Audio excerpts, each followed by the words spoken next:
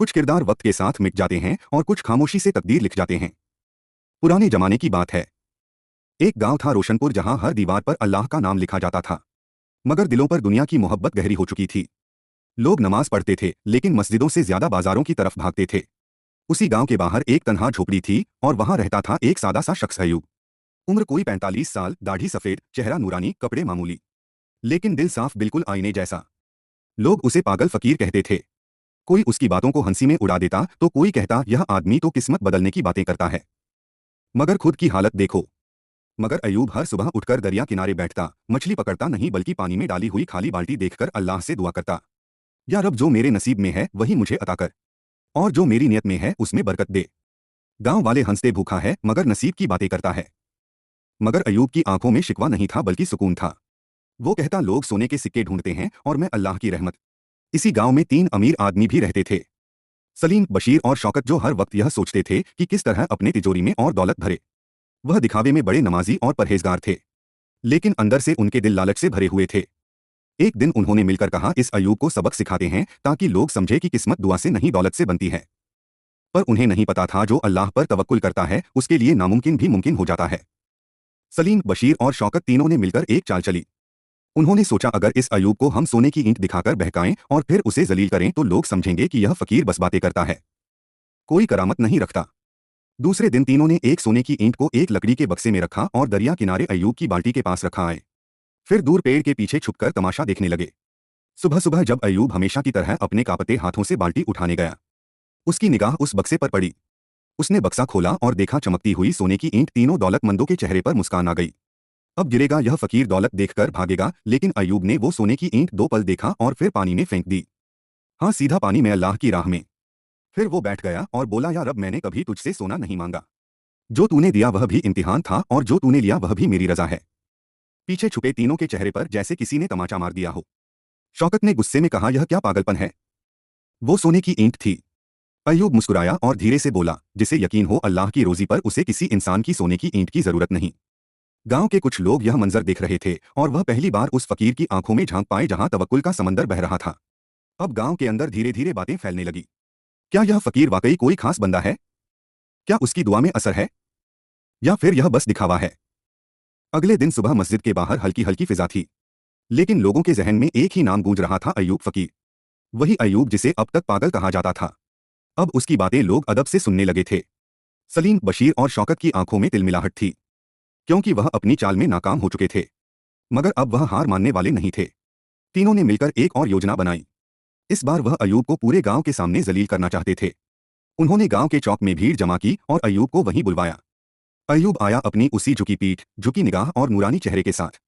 शौकत जोर से चिल्लाया, अगर तुझे अल्लाह पर इतना ही भरोसा है तो बता, तेरे पास कल क्या खाने को होगा? अयूब ने मुस्कुराकर कहा, जब अल्लाह चाहेगा वही होगा, और जो मिलेगा उसमें बरकत होगी।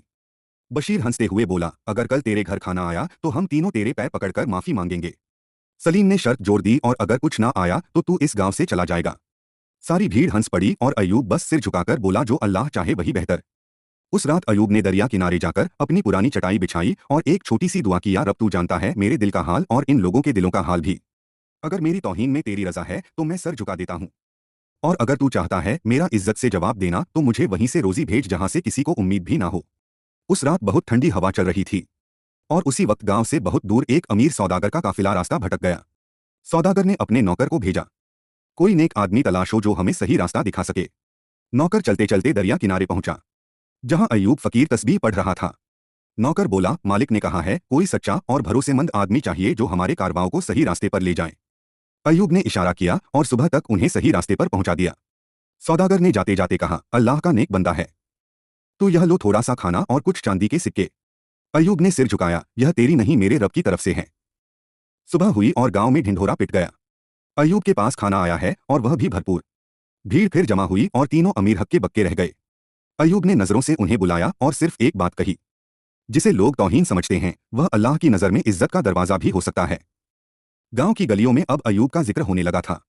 वह अयूब जिसे कल तक सब मजाक समझते थे, आज उसकी दुआओं की मिसालें दी जा रही थी। लेकिन सलीम, बशीर और शौकत अब भी अपने घमंड में डूबे हुए थे। बशीर ने गुस्से में कहा, एक बार का खाना मिल गया तो क्या हुआ, अगले दिन क्या करेगा यह फकीर? सलीम ने आंखें मटकाते हुए कहा, अकी बार ऐसा खेल खेलेंगे कि यह दोबारा किसी के सामने नजर न आए। शौकत बोला, चलो इसे नौकरी की झूठी पेशकश देते हैं और फिर इसे धक्के मारकर निकालते हैं ताकि सब हंसे। तीनों ने योजना बनाई। अगली सुबह वे अय्यूब के पास पहुंचे। सलीम बोला, अब भाई हमने सोचा है कि आपको हमारी तिजोरी का मोहतामिन बना दें, तनख्वाह भी देंगे, इज्जत भी। अय्यूब ने सिर्फ एक बार उनकी आंखों में देखा और सिर झुका लिया। वह जानता था कि इसमें कोई सच्चाई नहीं, लेकिन उसने कहा, अगर इसमें अल्लाह की रजा है तो इंशा अल्लाह हाजिर हूं। दूसरे दिन उसे बाजार के बीच बैठा दिया गया, जहां एक संदूक था जिसमें उन्होंने पहले से ही नकली चांदी और पत्थर भर दिए थे। फिर गांव के कुछ लोगों को इशारे से बुलाया और चिल्लाकर कहा, देखो यह फकीर क्या कर रहा है, हमारी तिजोरी से चोरी करता पकड़ा गया है। भीड़ जमा हुई। कुछ लोग चौंक गए, कुछ ने ताने मारे, लेकिन अय्यूब खामोश खड़ा रहा। उसकी आंखों में कोई डर नहीं था, सिर्फ अल्लाह का यकीन था। उसी वक्त गांव के बुजुर्ग मौलवी हजरत उमर साहब भी वहां पहुंचे। उन्होंने कहा, रुको, इससे पहले कि कोई इल्जाम लगे संदूक को खोलो और सब देखो। संदूक खोला गया और अंदर से जो निकला उसने सबके होश उड़ा दिए। पत्थरों की जगह सच्ची चांदी और सोने के सिक्के थे। शौकत हक्का बक्का रह गया, यह तो हमने तो नकली सिक्के रखे थे। अय्यूब ने पहली बार मुस्कुराकर कहा, जिस संदूक को तुमने धोखे से भरा था अल्लाह ने उसे सच्चाई से भर दिया, क्योंकि जब दिल सच्चा हो तो तकदीर भी झुक जाती है। भीड़ सन्नाटे में थी। फिर एक बुजुर्ग ने अय्यूब के हाथ चूम लिए। अब पूरा गांव पूछने लगा, कौन है यह फकीर, कैसे बदल गई इसकी तकदीर। अब गांव का हर चेहरा हैरान था, हर जुबान पर एक ही नाम था, अय्यूब फकीर। कल तक जिसे सब तौहीन समझते थे, आज वही रहमत की पहचान बन गया था। मस्जिद में इमाम साहब ने खुतबे में अय्यूब की सच्चाई का जिक्र किया और गांव की औरतें अपने बच्चों को कहती, बेटा उस फकीर की तरह सच्चा बनना। वहीं दूसरी तरफ सलीम, बशीर और शौकत का हाल बदला हुआ था। उनकी दुकानें सुनसान होने लगी। लोगों ने उनसे सौदे करने बंद कर दिए। जो तीनों कभी ऊंची कुर्सियों पर बैठे रहते थे, अब उन्हें अपनी ही नजरें चुभने लगी थी। एक दिन की बात है, तीनों आपस में बैठे थे। शौकत ने कहा, क्या सोच रहे हो दोनों? बशीर बोला, सच रहे हैं कि जिसकी तकदीर हम मिटाना चाहते थे, शायद वही अब हमारी रहमत का दरवाजा बन चुका है। सलीम धीरे से बोला, मैंने रात को सपना देखा, एक दरवेश हमें अंधेरे से उजाले की तरफ ले जा रहा था और वह दरवेश अय्यूब था। तीनों खामोश हो गए। अगले ही दिन उन्होंने तय किया कि अब और नहीं, अब अपने गुनाहों का इजहार करना है। तीनों अय्यूब की झोपड़ी के बाहर पहुंचे। अय्यूब उस वक्त एक पुराने कपड़े से किसी गरीब बच्चे के लिए चप्पल सिल रहा था। तीनों ने एक साथ सर झुका दिया। बशीर बोला, हमने तुझ पर तौहीन की, तुझे नीचा दिखाना चाहा, तेरी इज्जत को मिटाना चाहा, माफ कर दे। अय्यूब ने सिलाई रोक दी, सिर उठाया और बस एक बात कही, जिसे अल्लाह ने उठा दिया उसे कोई गिरा नहीं सकता, और जो गिरा हुआ हो अगर वह माफी मांगे तो अल्लाह उसे भी उठा सकता है। फिर उसने तीनों को सीने से लगा लिया। उस पल जैसे गांव की हवा बदल गई हो। वहां आंधियां नहीं, रहमतें चलने लगी। अब लोग कहते थे, यहां सिर्फ एक फकीर नहीं रहता, यहां तकदीरें पलटती हैं। अब अय्यूब फकीर का नाम सिर्फ रोशनपुर में ही नहीं बल्कि आसपास के गांवों तक फैल चुका था। लोग दूर दराज से उसकी दुआ लेने आते। कोई अपनी बीमार मां की दवा के लिए दुआ मांगता, कोई संतान की आरजू लिए।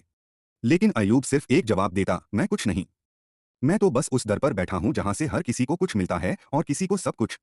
सलीम, बशीर और शौकत अब उसकी खिदमत में लगे रहते थे। कभी झोपड़ी की मरम्मत करवाते, कभी खाने का सामान रखते।